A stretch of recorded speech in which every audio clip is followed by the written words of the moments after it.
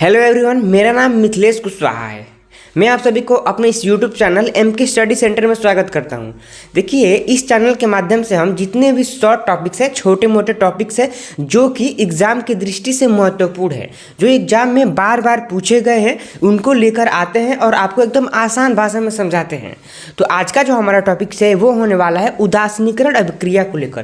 देखिए, ये जो टॉपिक्स है वो बहुत ही आसान है, बट इसको 2 या 3 नंबर में पूछ लिया जाता है। तो चलिए हम उदासीनीकरण अभिक्रिया को देखिए, अगर हम उदासीनीकरण अभिक्रिया की बात करें तो इसमें क्या आते हैं। इसमें जो 2 पॉइंट्स है जो कि महत्वपूर्ण है वो है आपके अम्ल और क्षार।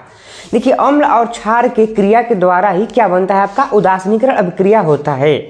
देखिए, अगर आप अम्ल और क्षार के बारे में अधिक जानकारी चाहते हैं तो आप हमारे चैनल एमके स्टडी सेंटर में जाएं और हमने अम्ल और क्षार के बारे में वीडियो बना चुका है, उसको आप देखिए, तब इसको समझिए तो आसानी से समझ में आएगा, राइट ना। तो चलिए हम समझते हैं उदासीनीकरण अभिक्रिया क्या है। देखिए, उदासीनीकरण अभिक्रिया में 2 एलिमेंट्स मोस्ट इंपॉर्टेंट है, जो है आपका अम्ल और एक है आपका क्षार।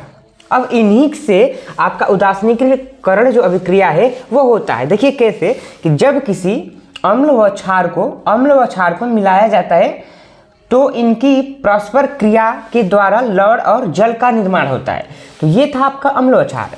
आपको परिभाषा नहीं रटना है, आपको बस इतना देखना है कि अम्ल और क्षार को आपस में मिलाया गया है तो उनकी जो परस्पर क्रिया हुआ है उसके द्वारा किस किस चीज़ का निर्माण हुआ है।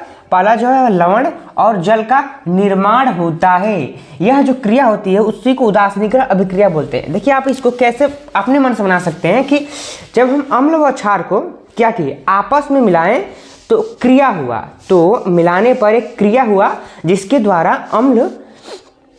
द्वारा जल और लवण का निर्माण हुआ। सेम इसी क्रिया को हम उदासीनीकरण अभिक्रिया बोलते हैं, राइट ना। तो ये तो था आपका परिभाषा, जो आपको लिखना ही लिखना है। अब देखिए, इसी में आर्हेनियस जो थे उन्होंने क्या बताया, उनके अनुसार क्या है कि देखिए, अम्ल से क्या प्राप्त होता है, H+ आयन। ये आपको मालूम होना चाहिए कि जो अम्ल होता है वो H+ आयन को देता है और जो क्षार होता है वो OH- आयन को देता है। तो देखिए, जब ये दोनों आपस में मिलते हैं तो जल का निर्माण कर लेते हैं। अब आप एग्जाम्पल से समझिए तो आपको आसानी से समझ में आएगा कि जो आर्हेनियस का सिद्धांत है वो कहना क्या चाह रहा है। देखिए एग्जाम्पल है, देखिए एग्जाम्पल, ये है आपका HCl। ये क्या है, आपका अम्ल। जब आपस में NaOH जो है आपका क्षार। देखिए, क्षार को पहचानने का ट्रिक था, OH- आयन देगा, HCl H+ आयन देगा, राइट ना। तो आप इसको समझिए, जब रिएक्शन होगा तो क्या होगा कि जो ये H है, H+ आयन, जो आर्हेनियस का सिद्धांत था उनके अनुसार जो H है OH- है। देखिए, H और OH- जब आपस में मिलते हैं तो किसका निर्माण करते हैं, जल का निर्माण। तो ये दोनों बना लेंगे यहाँ पे जल, H2O यहाँ पे प्लस। अब बचा क्या, Cl Na, तो ये हो जाएगा आपका NaCl। इससे आपको कंफर्म हो गया होगा कि जो आर्हेनियस का सिद्धांत है वो क्या कहना चाहते हैं, जो ये उदासीनीकरण अभिक्रिया है वो क्या है। देखिए, ये था आपका उदासीनीकरण अभिक्रिया का पूरा फुल एग्जाम्पल समीकरण।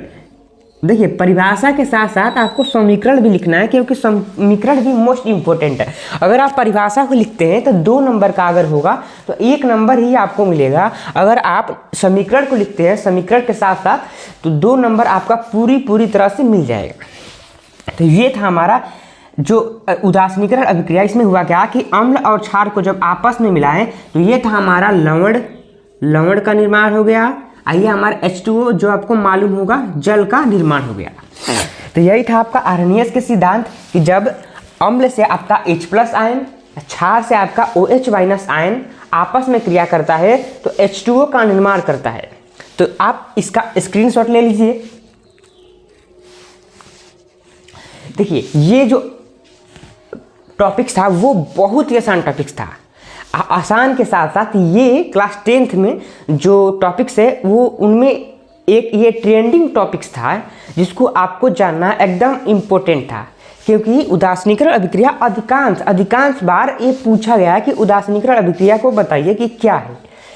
तो उम्मीद करता हूँ कि ये वीडियोज अगर आपको अच्छा लगा हो तो आप हमारे चैनल एमके स्टडी सेंटर को सब्सक्राइब करें और हमारे साथ जुड़े रहें इस प्रकार के वीडियोज़ को देखने के लिए। तो धन्यवाद, मिलते हैं अगले वीडियोज़ में।